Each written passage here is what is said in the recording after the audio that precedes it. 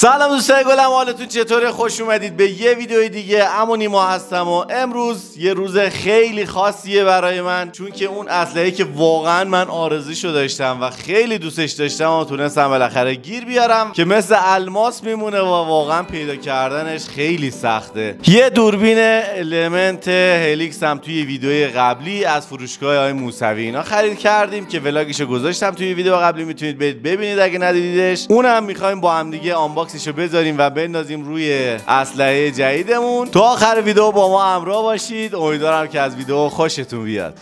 خب بچه‌ها، از اسلحه شروع میکنیم و به صورت پلم آکبند را به راه رسیده دستم و بریم با چاقوی معروف عمو نیما اینو آنباکسش کنیم و حواسمون هم باشه کارتونش زیاد آسیب نزنیم. خب کارتونشو که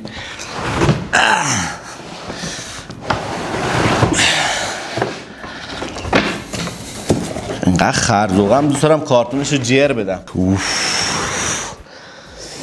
بچه ها رو به سمت دوربین آنباکسش میکنم. خودم حالا میبینم ولی رو به سمت دوربین آنباکسش میکنم و بذار ببینم درسته دیگه. آره این باید پایین باشه، این سمت پایینشه، سر و ته باز نکنیم. آره درسته.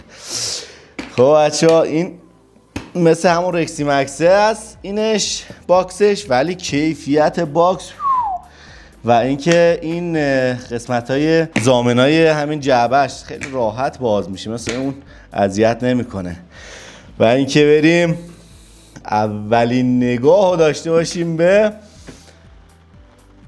که امتیریمون و واو، من دوربین رو بیارم. واو کیفیتو مثل چی دارم ذوق میکنم پسر، چقدر خوبه کیفیت متریال، اصلا عشق. دوربین رو دوباره بکارم. خب حالا جا برای خودم نیست بشینم، این میزه خیلی کوچیکه بچه.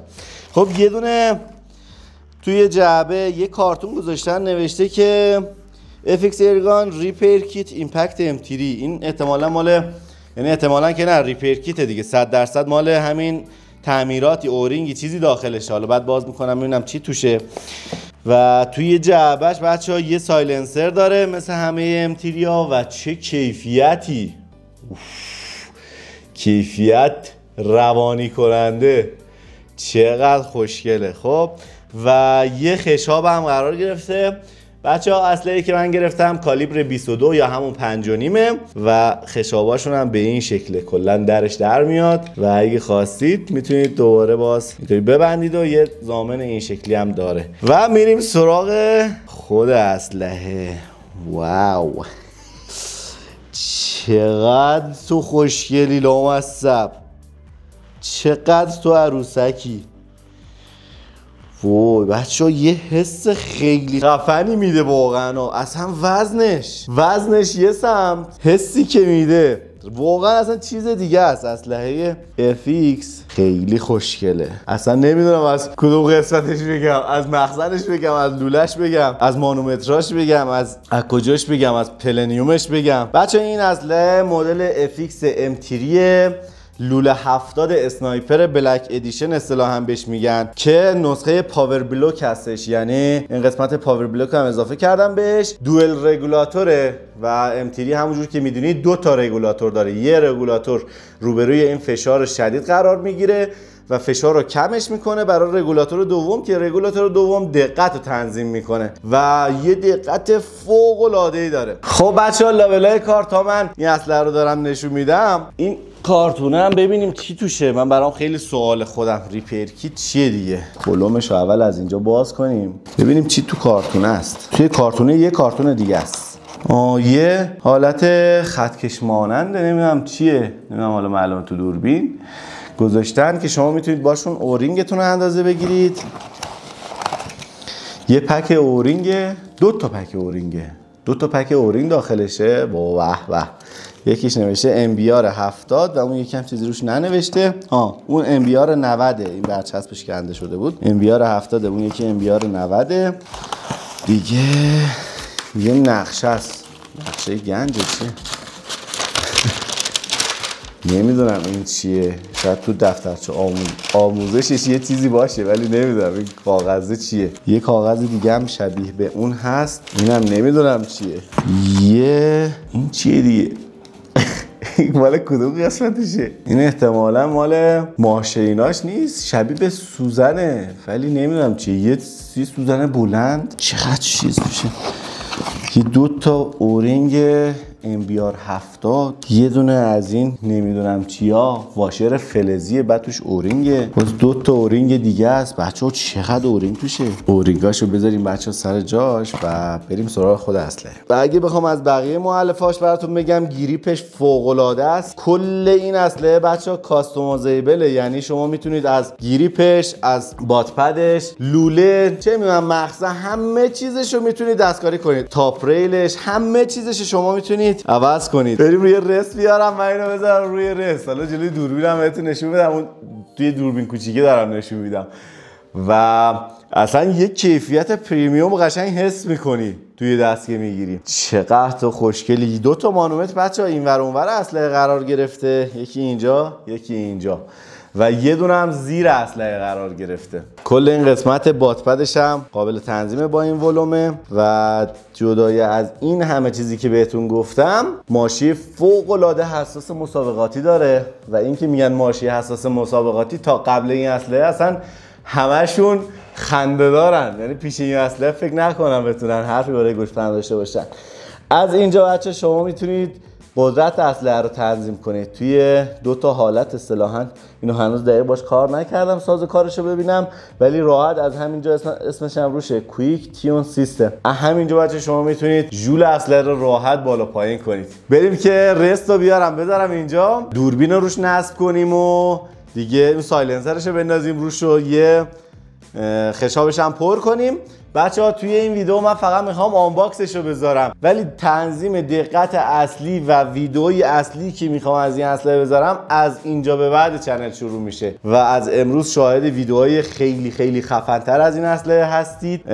امیدوارم که از ویدیو خوشتون بیاد. و اما دوربین بچه‌ها، دوربینی که توی این ویدیو میخوایم با هم دیگه آنباکسش رو ببینیم و روی اسلحه‌مون نصب کنیم، المنت هلیکس این وراره. المنت هلیکس با این مشخصات، المنت هلیکس 62450 FFP جزو دوربینای خیلی معروف و خیلی اصلا پرفروش بازاره. رتیکلش هم نوع کاجی اصطلاحاً. نسخه جنتو یعنی نسل 2 هم اومده توی بازار، این نسل 1شه. حالا ان شاءالله اگه موقعیتش پیش بیاد اونم با هم دیگه بررسیشو میذاریم بعدن، ولی فعلا الان نسل 1شه اینجا موجود داریم. بریم که با هم آنباکسش کنیم و اینم حالا بعد بهتون میگم این چیه. این کارتونه درش که باز کنیم میرسیم به یه قسمت فومیو که ورداریم و یه کلی از این برچسب مرچسبای چاسان فیسانیه که مال المنت اپتیکس، میتونید بزنید رو در کابینت خونه‌تون. یه دونه از این هشدارای نمیدونم چیه به زبون ایتالیایی انگار. یه دفترچه است که هم نوع رتیکل رو بهتون نشون میده داخلش که رتیکلتون چه جوریه و جریانش چیه، و یه دفترچه مشخصات همین دوربینه که کاری اساسا باش نداریم. میریم سراغ متعلقات داخل. دوربین رو میذاریم برای آخر کار. فعلا از چیزایی که داخل جعبه شروع می‌کنیم. 2 تا از این درپوشای اصطلاحاً فنری داره که طوری باز و بسته میشن،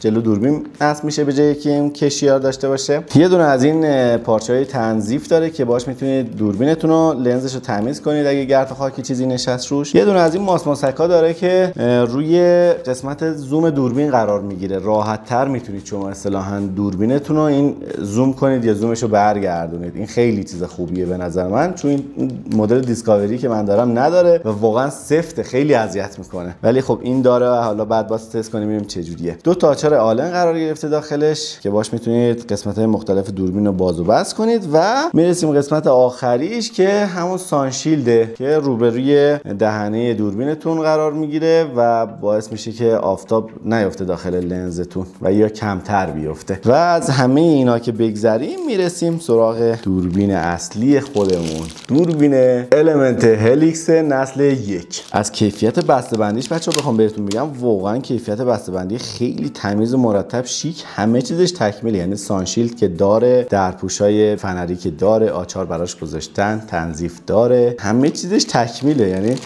چیزی واقعا نقص نداره توی بسته‌بندی. بعد دوربینو در بیاریم ببینیم که واو، چقدر تو خوبی. دوربین رو ببینید بچه ها رو بگیرید.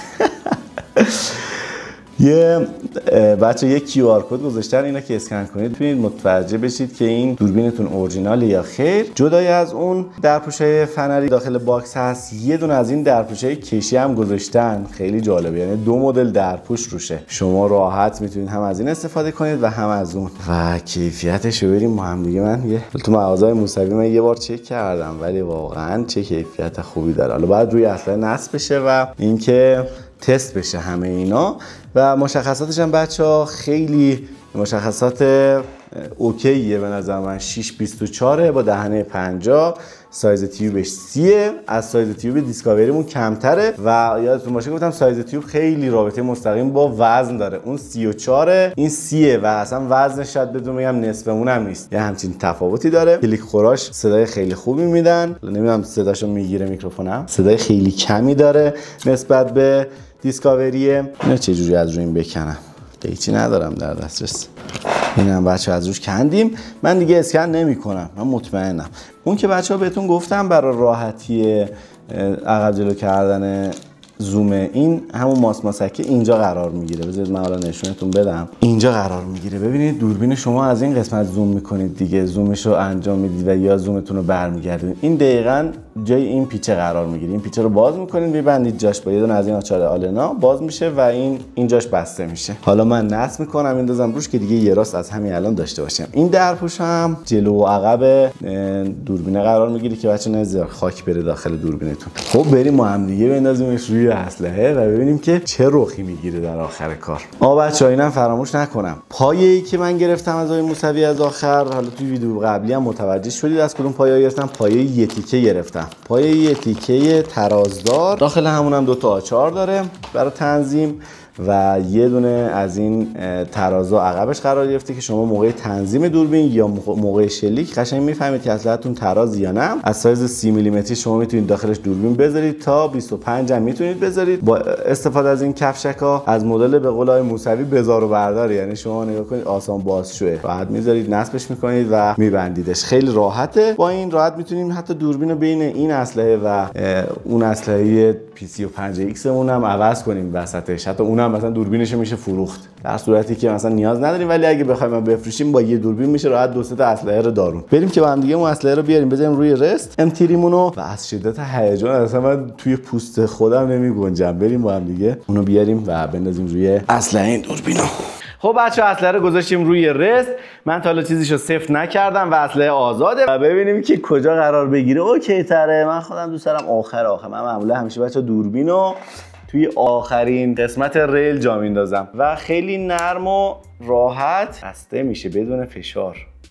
این جلویه یه کمی سفته بچه، یادتون باشه زیاد سفت نکنید این قسمت ریلو، چون آسیب میزنه به ریل پیکاتینی اسلحه‌تون. این قسمت فک گیرنده ریلو زیاد سفتش نکنید، در حدی که شل نباشه. فقط نیازی نیست اینقدر سفت باشه که اصطلاحاً له کنه اون ریل رو، همین که محکم بگیره سر جای خودش اوکیه.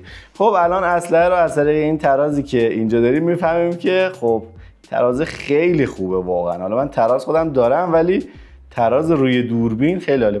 آچار آلنا رو میاریم، قسمت بالاشو باز کنم و کفشکاشو بردارم از روش. خب قسمت جلویی هم باز شد، کفشکا رو برمی‌داریم میذاریم کنار و میریم سراغ دوربینمون. میریم رخ اولیه رو ببینیم. واه وای چی شد، چی کار کردی با دلم. وای بزنیم این بیاد عقب‌تر بهتره یا بره جلوتر بهتره؟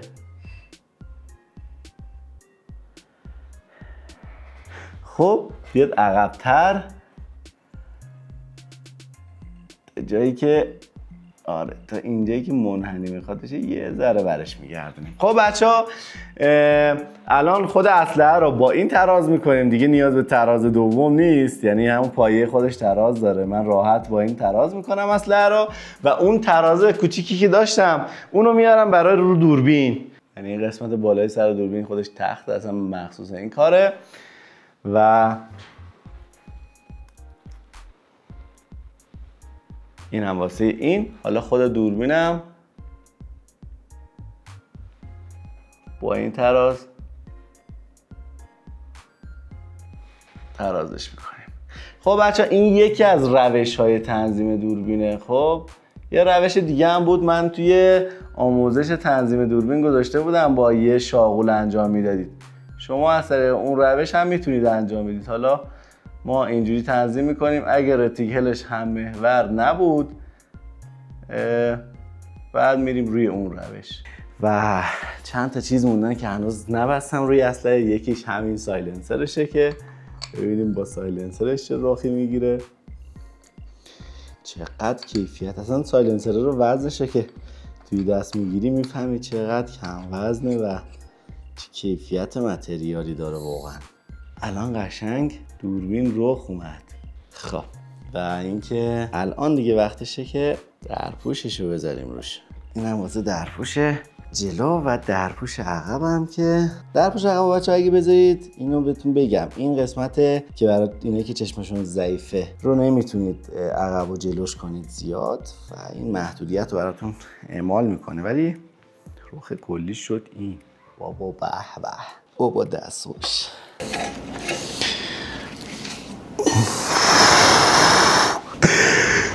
بچه‌ها رخ رو ببینید، نمیدونم حالا معلومه. آره تو دارید. وای یا حضرت رخ. اصلا دوست داری ساعت ها به این اسلحه نگاه کنی، واقعا چیز خیلی عجیب غریبی ها. هر بار که نگاه کنی یه چیز جدید دستش میبینی.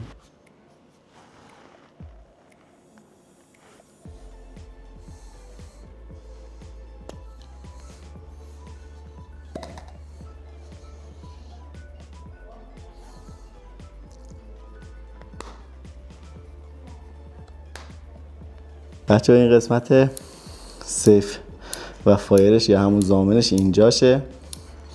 گلنش خیلی گلن نرمیه، ولی خب حالا چون فشار صفر من نمیکشم تا حالا شارژش کنم. خشابش هم که هنوز نذاشتم، ولی این خشابش هم بچه ها از این قسمت پایین قرار میگیره پشتش. حتما ویدیوهای بعدی ما رو از دست ندید، چون با این قرار ویدیوهای خیلی خفن و لانگ رنج و چالش‌های متعددی ها بذاریم و اصلا هدف از خرید این دوربین و این اسلحه همین بوده. و جا داره بچه‌ها یه تشکر عرض کنم خدمت تمامی فالوورها و دوستای عزیز، سابسکرایبرای کلم که چنل رو تا اینجای کار همراهی کردم و رسوندم. بچه‌ها اینا می‌خواستم بهتون بگم که این چنل بدون شما واقعا چیزی نیست و حمایت شماست که میتونه چنل ما رو بسازه. مرسی که تا آخر ویدیو با ما همراه بودید. امیدوارم که از ویدیو خوشتون اومده باشه. اگه چنل رو تا الان سابسکرایب نکردید، لایک و سابسکرایب یادتون نره. خیلی دوستتون دارم. تا ویدیو بعدی، خداحافظ.